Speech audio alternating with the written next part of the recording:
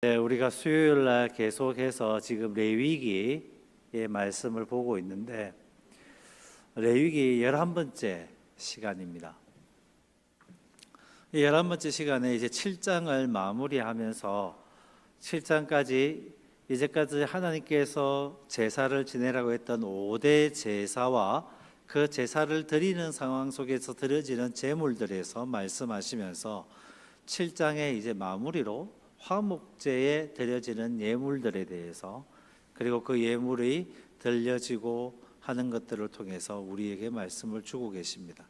오늘 말씀을 통해서 우리의 일상과 그리고 교회를 한번 돌아보며 우리가 주님께로 한번 한 걸음 더 나아가는 귀한 시간이 되기를 간절히 소망합니다. 오늘 본문 말씀을 보니까 이 화목제를 드리는데 하나님께서 오늘 본문 말씀 25절 말씀입니다. 25절 말씀을 함께 읽겠습니다. 시작. 사람이 여호와께 화제로 드리는 제물의 기름을 먹으면 거 먹는 자는 자기 백성 중에서 끊어지리라. 아멘. 23절에서부터 기름을 먹지 말라라고 말씀을 하십니다. 어떤 동물이든지 간에 그 동물에게서 나왔는 기름은 먹지 마라 라고 하시면서 특별하게 25절에 사람이 하나님께 드리는 화목제를 통해서 드려졌던 그 예물에 드려졌던 동물의 기름은 먹지 마라라고 말씀하신다는 겁니다. 기름이 뭔데요? 기름이 무엇이기 때문에, 무엇을 의미하기 때문에 먹지 마라라고 하시는 걸까요? 우리 오늘 본 말씀 보기 전에 한번 우리 제물을 드리는 것들에 대해서 기름에 대해서 한번 말씀드렸었던 적이 있습니다. 기름은 고대 근동 사회에서, 그러니까 이스라엘 백성들이 지금 살아가고 있는 이 시대에서 굉장히 중요한 것이었습니다.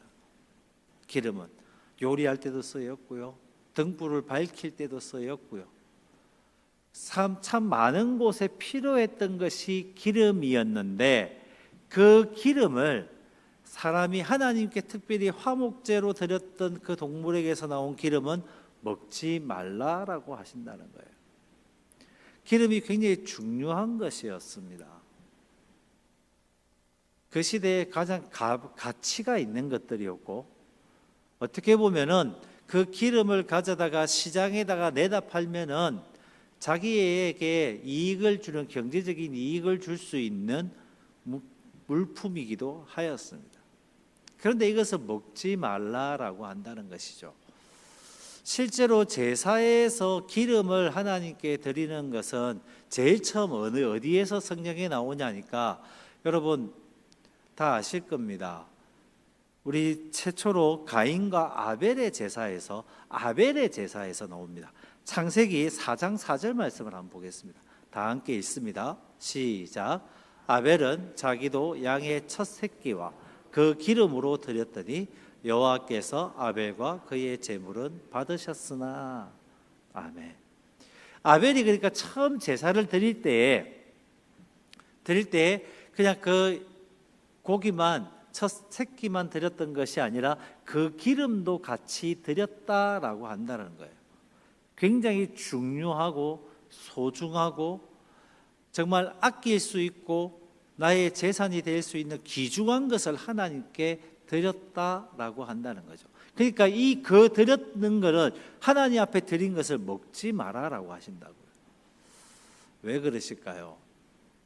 아벨이 하나님 앞에 고기와 기름을 드렸습니다. 자, 그러면은 여기에서 질문입니다.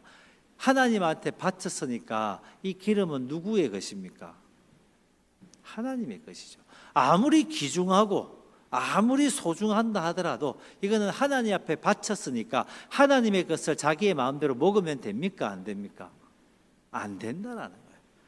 이것은 하나님의 것이니까 하나님 앞에 드려진 것이니까 그것을 사람의 마음대로 내 임의대로 먹지 마라라고 하시는 거예요. 아무리 중요하다 하더라도, 아무리 소중하다 하더라도 그것은 먹지 마. 건강상의 문제 때문이 아닙니다. 우리 인간의 건강을 지켜주시기 위한 것이 아니라 이건 영적인 의미인 거예요. 하나님의 것을 사람이 탐하지 말라는 겁니다. 하나님의 것을 하나님께로 돌릴 수 있어야 된다는 겁니다. 아무리 귀중하다 하더라도, 아무리 중요하다 하더라도. 너무 아까울 수도 있는 것입니다. 그런데도 불구하고 하나님의 것을 먹지 마라, 취하지 마라는 것이죠. 그렇다면 이 말씀을 지금 우리 현대로 가지고 와서 저와 여러분에게 하나님 앞에 드려야 되는 이 기름은 무엇이냐는 거죠. 우리가 이 시대를 살아가면서 우리가 직접 이제는 고기를 잡지는 않잖아요. 동물을 잡아서 제사를 드리지는 않지 않습니까? 그렇다면 나에게 하나님께서 지금 받으셔야 하는 기름은 무엇이냐는 것입니다. 크게 두 가지로 나눌 수 있습니다. 첫 번째는 시간의 기름입니다. 시간의 기름. 제사를 드렸어요. 그 제사에서 나오는 것이 기름이었습니다. 그렇다면 우리가 제사의 의미로 예배를 드리잖아요. 예배에 들어가는 시간들에 대해서 우리가 어떠한 마음가짐을 가지고 있느냐는 겁니다. 시간 정말 중요하잖아요. 현대인들이 젊으면 젊을수록 더 시간 관리를 철두철미하게 해야 됩니다. 정말 바쁘게 돌아가는 세상이거든요. 정말 내가 한순간이라도 뭔가를 놓치게 되면 다른 사람들과 경쟁의 시대에서 뒤떨어지게 됩니다. 그래서 시간을 정말 아껴서 씁니다. 정말 아껴서 쓰고 자기의 개발을 위해서 쓰고 자기가 필요한 것들, 자기가 누릴 만한 것들을 정말 아껴가며 씁니다. 그런 속에서 우리가 시간의 기름을 하나님께 드려야 된다. 이 말은 내가 하나님 앞에 드려지는 시간, 하나님 앞에 나오는 시간, 오늘 우리 수요 예배를 비롯해서 새벽기도, 수요 예배, 금요 기도회, 주일 예배까지 이 예배의 시간들이 그냥 내가 남아서 내가 그냥 짜투리 시간이 있어서 내가 뭔가 다 하고 한 다음에 시간적인 여유가 있어서 하나님한테 드려지는 시간이 아니라는 겁니다. 정말 귀한 시간으로 여기고 내가 하나님과 깊은 교제를 나누는 시간으로 내 생명을 살리는 시간으로 내가 내 영혼이 하나님 앞에서 기뻐하며 즐거워하며 하나님의 은혜를 누리는 시간으로 그 시간으로 따로 떼어서 구별하여서 특별하게 하여서 하나님 앞에 드려야 된다는 거예요. 왜? 그 시간은 하나님의 것이니까. 우리 영광교회가 하나님 앞에서 예배로 이런 이 시간에 하나님 앞에 이렇게 예배하겠습니다라고 이미 하나님과 약속했으니까 그 시간을 이미 특별하게 구별해서 하나님 앞에 약속한 시간이니까 그 시간을 내가 철두철미하게 지키며 지킨다기보다는 그 시간을 소중하게 여기면서 하나님 앞에 드려지는 시간이어야 된다는 거죠. 그래서 우리의 삶의 중심이 예배가 되어야 됩니다. 정말 회사에서나 아니면 직장에서 아니면 우리 학생들은 학교에서 아니면 가정에서 일을 하시는 가사 일을 담당하고 있는 주부들은 정말 평상시에 매일 하루같이 정말 열심히 바쁘게 땀 흘리면서 일을 해야 됩니다. 자기의 맡은 일들을 해야 되죠. 근데 그 일하는 목적이 무엇이냐? 내가 하나님 앞에 예배하러 가기 위해서. 이 예배의 시간을 빼앗기지 않기 위해서 여러분 밥도 미리 먹어야 됩니다. 빨래도 미리 하셔야 되고요. 그죠? 내가 하루에 해야 될 일들이 오늘 내가 예배 드리는 시간이 방해받지 않기 위해서 그 일들을 미리 해놔야 되는 거예요. 직장생활 하시는 분들 정말 직장에서 승승장구해야 됩니다. 그리스도인으로서 정직하게 일하면서 하나님 앞에 인정받으며 사람들한테도 인정받아야 됩니다. 왜 그래야 되느냐? 내가 하나님 앞에 약속되어 있는 그 시간에 내가 당당하게 그리스도인이었으니까, 내가 예수를 믿는 사람이니까, 내가 하나님 앞에 나가 예배해야 되는 시간이니까 그 시간만큼은 내가 예배하겠습니다라고 당당하게 선포할 수 있기 위해서요. 할렐루야. 우리 젊은 청년들한테도 이야기합니다. 예배가 중심이 돼야 돼요. 예배가 중심이 되어서 그들의 삶 가운데 하나님을 만나는 시간이 정말 기대되고 소망이 되어야 됩니다. 그런데 여러분 요즘 이 시대를 한번 바라보십시오. 정말 우리 그리스도인들이 예배 중심으로 살아가고 있는가? 예배를 소중하게 여기서 살아가고 있는가? 아니면은 내가 틈이 나면은, 내가 시간이 되면은 이제는 나갈 때 됐으니까 나갈만 하니까 나갈게요. 정말 가슴 아픈 거죠. 물론 그렇게 해서도 오면은 너무 감사하겠는데, 과연 하나님이 그 예배를 기쁘게 받으실까? 제가 정말 잘 쓰는 예화입니다. 예배의 이야기만 나오면 쓰는 이야기가 이거예요. 한 권사님이 계셨습니다. 아들이 장가를 가야 될 때가 되어서 신부감을 고르는데 선을 보기로 했어요. 근데 선 보기로 했는 그 처자가 옆에 있는 교회의 반주자네요. 얼마나 감사해요. 그래서 권사님이 오셔가지고 목회자한테 이야기합니다. 오늘 제가 우리 교회에서 예배 안 드리고 저쪽 교회 가서 예배 드릴게요. 그 권사님이 그쪽 교회 가서 예배 드리시겠습니까? 선보겠습니까? 교회 가서 예배 드리겠어요? 1시간 내에 반주자만 쳐다보고 있겠냐고요. 여러분, 예배의 시간은 하나님 앞에 내가 정말 내 시간의 기름으로 드려야 되는 시간입니다. 하나님 앞에 온전하게 드려야 되는 시간입니다. 예배 시간에, 말씀 시간에, 찬양 시간에 다른 데에 집중할 것이 아니라 우리가 하나님 앞에 집중해서 하나님께서 나에게 주시는 메시지, 하나님께 주시는 찬양을 통해서 나에게 주시는 은혜, 기도를 통해서 나에게 깨달음을 주시는 것들, 나에게 들려주시는 음성들을 내가 듣기 위해서 하나님 앞에 집중해야 되는 시간. 할렐루야.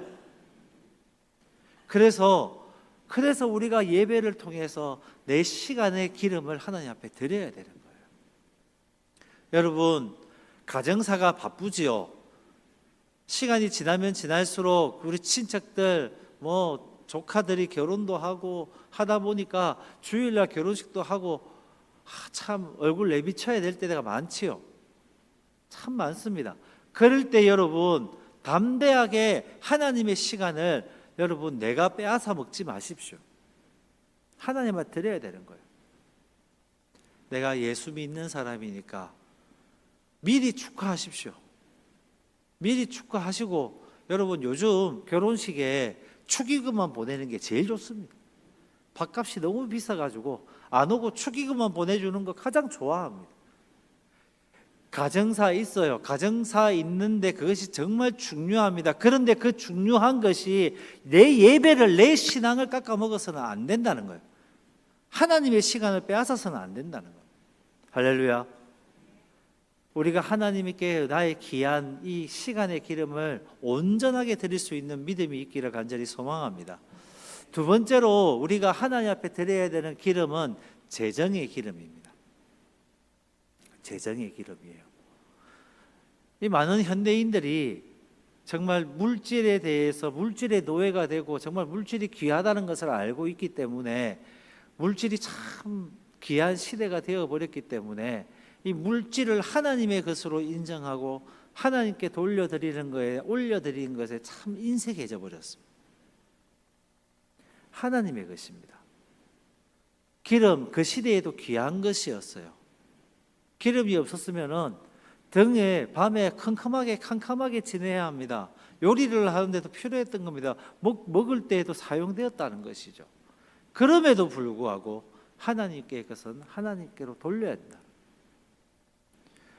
정말 내가 수고하고 땀 흘려서 벌어들였던 그 돈을 여러분 쓰고 남은 돈으로 헌금할 것이 아니라 나에게 들어왔는 그 재정을 가지고 내가 가장 먼저 하나님의 것을 떼어놓을 수 있는, 가장 첫 재정의 첫 열매를 하나님께 드릴 수 있는, 오늘 말씀처럼 첫 새끼를 하나님께 드릴 수 있는 믿음이 저희에게 있기를 간절히 소망합니다. 이거는 하나님의 것이라고 말씀하고 계시는 거예요. 하나님의 것이라고.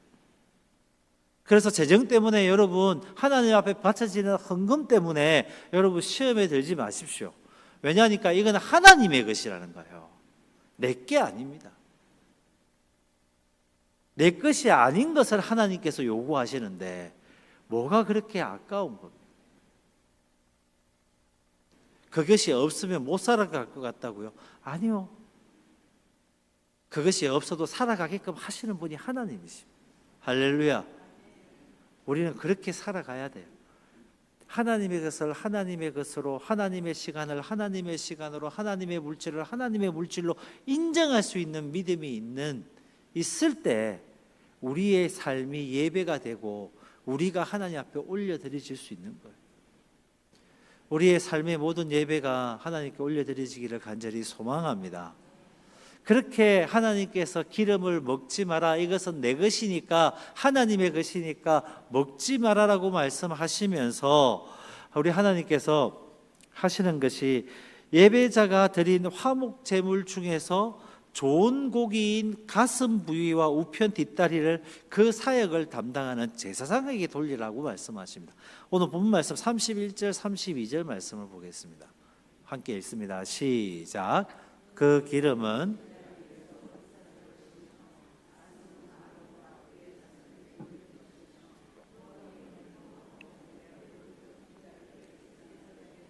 거제를 삼을지니. 아멘. 제가 오늘 본문 말씀을 읽으면서 이 31절 32절 말씀 때문에 어떻게 전해야 될까 참 고민을 많이 했습니다. 담대하게 한번 전해 보려고 합니다. 여기에서 말씀하시는 제단 위에 불 사르고 가슴은 아론과 그의 자손에게 돌릴 것이라고 하며 그 뒤에 보면은 이것을 요제로, 가슴 부위를 요제로 드리라, 하나님 앞에 흔드는 제물입니다. 무슨 말이냐 하니까 가슴 부위를 제사를 지내는 사람이 두 손을 들고 나와요. 손에 그 제물을 받쳐서 나오면은 그 바친 제물 손 바치는 그 제사장이 그 밑에 손을 받칩니다. 받쳐서 흔드는 건데 어떻게 흔드냐? 위아래로 흔들고 앞뒤로 흔듭니다. 이게 하나님 앞에 흔드는 행위예요. 위아래로 흔들고 앞뒤로 흔들어요. 그리고 난 다음에 불살라 가지고 남았는 것들을 제사장에게, 아론과 그 자손에게 돌린다는 거예요. 여러분, 이것은 무엇을 말하냐니까 가슴 부위하고 뒷다리살, 여러분 말만 들어도 맛있는 부위죠. 좋은 부위죠. 그래서 지금은 웃으면서 이야기할 수 있습니다. 예전에 어떤 정말 유명한 목사님이 자랑스럽게 이야기하셨어요. 목회는 먹회다 라고 이야기하세요. 예? 무슨 말이에요? 목회를 잘하려고 그러면은 먹회를 잘해야 된다. 먹는 걸 잘해야 된다는 거예요. 먹회. 그러니까 굉장히 궁금했습니다. 그러면서 하시는 말씀이 이랬어요. 목회하면서 성도들한테 식사를 공개받는데 정말 좋은 것, 오늘 본 말씀처럼 가슴하고 뒷다리살 정말 좋은 것을 공개받아라. 그리고 그에게 한없는 축복을 막 바쳐주라 라고 그렇게 말씀을 하시더라고요. 저는 그게 맞는 줄 알았습니다. 그래서 좋은 거 많이 먹어야, 그래서 살이 쪘나 봐요. 그런데 그게 아니에요. 여러분, 가슴 부위와 뒷다리 살을, 특히 가슴 부위의 살을, 가슴의 살을 하나님 앞에 요제로 들렸다는 것은 무슨 말이냐니까, 가슴 부위, 그러니까 처음에 행위 자체는 어떤 거냐니까 하나님 앞에 위아래로 흔들어서 올려요. 이게 하나님의 것입니다. 가장 좋은 부위고 좋은 맛있는 이 부위를 하나님께 올려드립니다. 그리고 앞뒤로 흔드는 것은 이 부위를 하나님께서 받았는 그 부위를 하나님께서 이 제사장 아론과 그 자손들에게 돌리시는 겁니다 라고 공식적으로 선포하는 행위였어요. 여러분 이해되십니까? 그냥 막 이게 멋있어서 좋아 보여서 좋은 부위니까 자랑하려고 막 흔들었던 것이 아니라 하나님께 드려졌던 것, 그 하나님께서 바쳐졌고 그 바친 것을 하나님께서 제사장과 아론에게 바쳤다, 돌리셨다. 그래서 이 고기를 가지고 제사장과 아론과 그 자손들에게 돌립니다 라고 공식적으로 이 예물을 바친 사람이 선포하는 거에서, 그래서 다른 사람들이 다 알 수 있도록 선포하는 거였다고요. 거제는 이 제사장이 똑같이 흔들지는 않습니다. 뒷다리살을 들고 난 다음 이것을 이렇게 올립니다. 같이 바치고 같이 드는 거죠. 그런데 왜 가슴 부위였느냐? 이게 중요해요. 그때 당시에 제사장의 가슴에는 흉패가 있었습니다. 흉패가. 우리 요즘 새벽기도 시간에 레위기 출애굽기 시간을 통해서 흉패를 봤는데요. 흉패는 앞뒤로 천을 대서 만들었는 주머니 같은 겁니다. 그래서 그 흉패 안에 우림과 둠밈이 들어가 있는 판단하는 돌이 2개가 들어가 있고, 그 흉패 끝에는 보석이 12개가 박혀져 있습니다. 무슨 말이냐? 이 가슴을 부위를 하나님 앞에 드리고 제사장에게 돌렸다라고 하는 것은, 이 제사장이 그것을 받아 먹었다라는 것은 그 가슴 부위를 먹으면서 바치는 사람을 위해서, 많은 바치는 게 공동체면 공동체를 위해서 그 제사를 통해서 그들을 품고 그들을 위해서 기도하고, 자기가 품고 있는 12지파를 위해서 정말 하나님 앞에 헌신하고 자기의 모든 것을 쏟아놓으며 그들을 사랑하며 품겠다라는 의미가 포함되어 있다. 그 음식을 먹으면서, 그 좋은 것을 먹으면서 제사장에게 돌린다라고 하는 것은, 그 제사장들이 그것을 통해서 그들을 위해서, 그들이 바쳐진 예물을 통해서, 그들의 헌신을 통해서 온전히 하나님 앞에 그들을 위한 제사장이 되어주고, 그래서 그 사역자를 통해서 하나님이 그 사역자가 올리는 제사를 통해 받으시고, 그것을 통해서 그 공동체가 다시 회복해 하신다라는 말씀이죠. 여러분, 구약의 제사장들은 실제로 바쳐지는 11조와 그리고 백성들이는 제물을 통해서 먹고 살았습니다. 먹고 사는 문제가, 이스라엘 백성들이 레위인들을, 그리고 제사장들에게 바쳐지는 11조와 제물만으로 그들은, 왜냐하면 기업이 없었기 때문에, 땅이 없었기 때문에 하나님께서 그렇게 살아가게끔 하셨어요. 그러면서 그들을 위해서 기도하고 그들을 위해 예배를 드리고 제사를 드리게끔 하시면서 그들을 가슴으로 품게 하셨다는 것이죠. 19세기에 영국의 정말 위대한 설교자였던, 설교의 황태자라고 불렸던 찰스 스펄전 목사님, 그분이 예배를 드리고 하는 그 교회가 메트로폴리탄의 성막교회였습니다. 그때 당시에 몇천 명씩 모였습니다. 몇천 명이 모여서 예배드리는 그 성막교회에 한날은 많은 목회자들이 찾아가서 스펄전 목사님한테 묻습니다. 아니, 어떻게 하면은 그렇게 힘 있는 말씀의 선포와 어떻게 힘 있는 이런 목회를 하실 수 있습니까? 그 비결이 무엇입니까? 라고 묻자, 스펄전 목사님이 그 다른 목회자들을 데리고 지하 성막교회 지하 1층으로 내려갑니다. 근데 그곳에 예배실이 있는데, 거기 예배실 입구에 뭐라고 적혀 있냐면까, 보일러실이라고 적혀 있는 거예요. 보일러실. 들어가는데 보일러실이 아니라 예배실이에요. 스펄전 목사님이 이야기하시는 겁니다. 자기가 말씀 선포를 하기 위해서 예배를 드리러 갔을 때 그곳에서, 이 보일러실이라는 곳에서 400명이 모여서 자기를 위해서 기도한다. 자기의 말씀의 선포의 비결과 목회의 비결은 이 400명의 기도에 있다. 그러니까 기도의 보일러실이었다는 거예요. 여러분, 이 강단에서 말씀을 선포하고 있는 저는 여러분의 기도로, 중보의 기도로 살아가고 있습니다. 여러분들이, 우리 교회는 우리가 기도하는 사람들로 인해서, 우리가 함께 예배하며 기도하는 자들로 통해서 우리 교회는 세워져 가고 있습니다. 물질로 세워지는 것이 아니라, 사람의 능력으로 세워지는 것이 아니라, 목회자의 능력으로 세워지는 것이 아니라 여러분의 기도로 말씀이 선포되어지는 것이고 여러분들의 헌신으로 교회가 세워져 가는 것입니다. 할렐루야. 이것이 하나님 앞에 올려드려지고, 그것에 대해서 제 몫으로 주어주시는 하나님의 은혜로 저에게 맡겨주시는 그 양떼를 먹이면서 함께 하나님께로 나아가고 있는 겁니다. 할렐루야.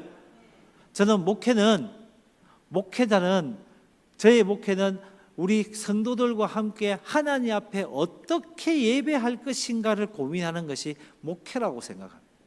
어떻게 어떤 예배를 하나님 앞에 드릴 것인가. 저 혼자의 능력으로 해나가는 것이 아니라 제가 어떻게 잘해서 제가 어떻게 뭔가 특출나게 해서가 아니라 저와 여러분이 우리 영광교회에서 어떤 모습으로 하나님 앞에 예배 드릴 것인가.